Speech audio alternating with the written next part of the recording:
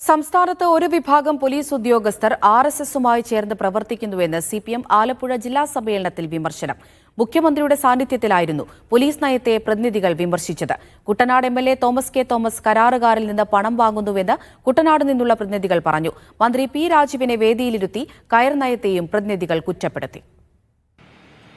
സംസ്ഥാനത്തെ പോലീസ് സാധാരണക്കാരന് പ്രാപ്യമല്ലാതായിരിക്കുന്നുവെന്നും ജനമൈത്രി എന്ന പേരു മാത്രമേ ഉള്ളൂ എന്നുമായിരുന്നു പ്രധാന വിമർശനം. സാധാരണക്കാരനൊപ്പം നിൽക്കാത്ത ഒരു വിഭാഗം പോലീസ് ഉദ്യോഗസ്ഥർ ആർഎസ്എസുമായി ചേർന്ന് പ്രവർത്തിക്കുകയാണെന്ന് പ്രതിനിധികൾ പറഞ്ഞു.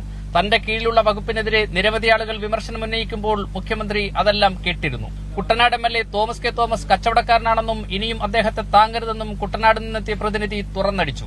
തോമസ് കെ തോമസിനോടുള്ള SNDP വിയോജിപ്പ് കൂടി എടുത്തു പറഞ്ഞുകൊണ്ടായിരുന്നു വിമർശനം. വനമന്ത്രി സ്ഥാനത്തേക്ക് തോമസ് കെ തോമസിനെ പരിഗണിക്കാതിരുന്ന മുഖ്യമന്ത്രിക്ക് സമ്മേളനത്തിൽ അഭിനന്ദനവുമുണ്ടായി.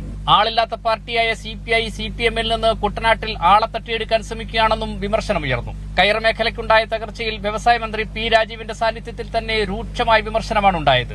കയർ തൊഴിലാളികളോട് പാർട്ടി എന്ത് വിശദീകരണം നൽകുമെന്നും പ്രതിനിധികൾ ചോദിച്ചു. ചെറുകിട വ്യവസായ മേഖലയെ ഒന്നടങ്കം സംരക്ഷിക്കുന്നതിന് സർക്കാരിന്റെ ഭാഗത്തുനിന്ന് മികച്ച സമീപനമുണ്ടാവണമെന്ന ആവശ്യവും സമ്മേളനത്തിൽ ഉയർന്നു. സംഘടനാ ചർച്ചയുടെ രണ്ടാം ദിവസമായി ഇന്ന് സഹകരണ മേഖലയിലെ അഴിമതി ഉൾപ്പെടെയുള്ള വിഷയങ്ങളും ചർച്ചയായി. സഹകരണ മേഖലയിൽ ചുമതല നൽകിയ പാർട്ടി അംഗങ്ങൾക്കെതിരെ ഉയർന്ന അഴിമതി ആരോപണങ്ങളിൽ ഉചിതമായ നടപടിയെടുത്തില്ലെന്ന ആക്ഷേപം ശക്തമായിരുന്നു. ഹരിപ്പാട്, കായംകുളം ഏരിയകളിലെ സഹകരണ ബാങ്ക് അഴിമതി ആരോപണങ്ങളിലായിരുന്നു വിമർശനങ്ങൾ അധികവും. അമ്പലപ്പുഴ, കായംകുളം ഏരിയയിലെ പ്രതിനിധികളാണ് അതൃപ്തി അറിയിച്ചത്. പ്രതിഭ MLA സമ്മേളനത്തിലും മാധ്യമങ്ങളെ പഴിച്ചാണ് സംസാരിച്ചത്. ഷൈജു, മീഡിയ 1, ആലപ്പുഴ.